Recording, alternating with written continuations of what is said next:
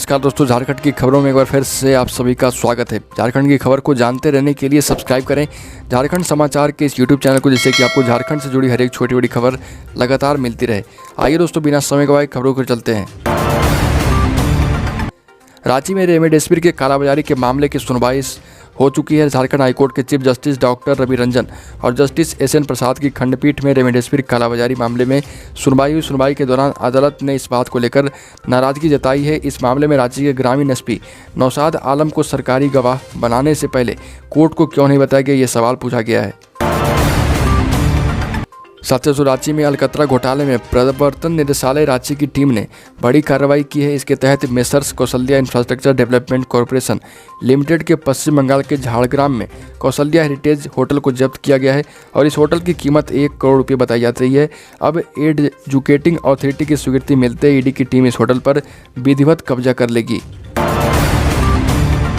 साथियों, जामताड़ा से अगली खबर। साइबर क्राइम के लिए देश भर में बदनाम जामताड़ा। शुक्रवार को पुलिस को बड़ी कामयाबी हाथ लगी है। साइबर पुलिस ने करमाटाड़ थाना क्षेत्र के पिराड़ी गांव में छापामारी कर नगद 14,03,900 रुपये की बरामद की है। पुलिस रिकॉर्ड में यह रकम अब तक की सबसे बड़ी रकम है जो बरामद की गई। इसके अलावा आरोपी के घर से 8 मोबाइल, 18 सिम कार्ड, 4 पासबुक और 4 ATM कार्ड भी बरामद किए गए। हालांकि आरोपी फिलहाल फरार है।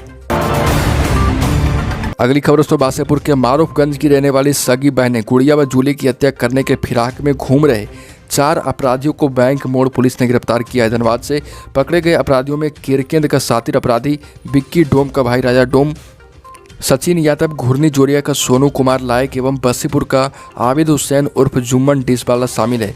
पूछताछ में सोनू ने स्वीकार किया कि जेल में बंद पप्पू ठेकेदार उर्फ पप्पू खान ने बिक्की डोम को दोनों बहनों की हत्या करने के लिए 25 लाख रुपए की सुपारी दी थी।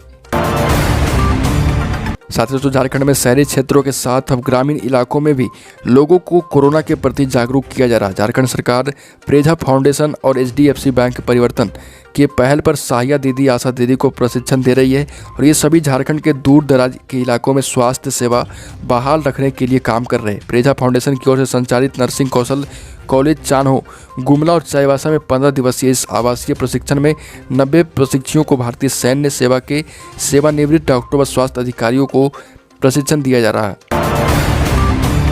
साथियों, राज्य निर्वाचन आयोग ने झारखंड नगर पालिका अधिनियम 2018 के आधार पर धनबाद नगर निगम के चुनाव की तैयारी शुरू कर दी है। संशोधित अध्यादेश में मेयर व डिप्टी मेयर का चुनाव दलगत आधार पर करने का नियम है। इस नियम के तहत धनबाद नगर निगम के मेयर व डिप्टी मेयर का चुनाव दलीय आधार पर होगा। लोकसभा विधानसभा चुनाव की तर्ज पर इन दोनों पदों के लिए राजनीतिक पार्टी अपने प्रत्याशी उतारेगी। दोस्तों, मुख्यमंत्री हेमंत सोरेन ने कहा कि कोविड का आकलन कर श्रद्धालुओं के लिए देवघर मंदिर खोलने पर सरकार निर्णय करेगी और मिलने गए पंडा धर्मरक्षिणी सभा के प्रतिनिधियों से मुख्यमंत्री ने बात की। देवघर पंडा धर्मरक्षिणी सभा के प्रतिनिधियों ने मुख्यमंत्री से बाबा बैद्यनाथ मंदिर को आम श्रद्धालुओं के दर्शन के लिए खोलने का आग्रह किया और उन्होंने कोरोना महामारी को ध्यान में रखते हुए सामाजिक दूरी और कोविड-19 प्रोटोकॉल का पूरा पालन करते हुए सीमित संख्या में श्रद्धालुओं को मंदिर में पूजा अर्चना और जल अर्पण करने की अनुमति देने पर मुख्यमंत्री से विचार करने का आग्रह किया। दोस्तों, झारखंड में प्रदेश कांग्रेस के कार्यकारी अध्यक्ष एवं मीडिया प्रभारी राजेश ठाकुर ने कहा कि 1 जुलाई से अगले 30 दिनों तक देशव्यापी कार्यक्रम आउटरीच अभियान पूरे प्रदेश के 260 प्रखंडों में चलाया जाएगा। इसके माध्यम से पार्टी का उद्देश्य विशेष रूप से उन लोगों को राहत प्रदान करना है जिन्होंने कोविड महामारी के दौरान आवश्यक सेवाओं को चालू रखा लेकिन उन्हें अग्रिम पंक्ति के कार्यकर्ता के रूप में मान्यता प्राप्त नहीं है। कांग्रेस अध्यक्ष और संबंधित PCC अध्यक्षों की ओर से उन परिजनों को शोक पत्र भी भेजा जाएगा।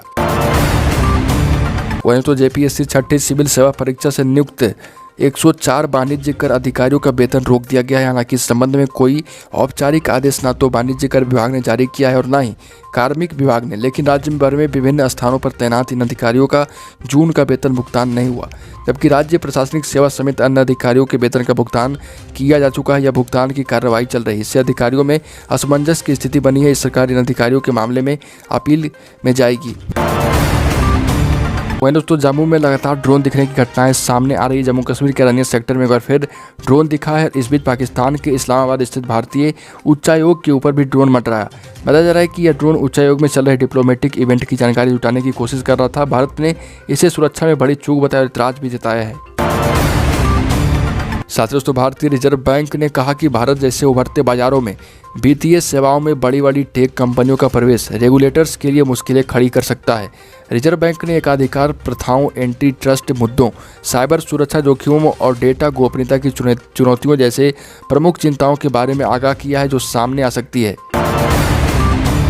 साथ ही तो बीजेपी नेता शुभेंदु अधिकारी से मुलाकात के बाद को सॉलिसिटर जनरल तुषार मेहता ने गलत बताया।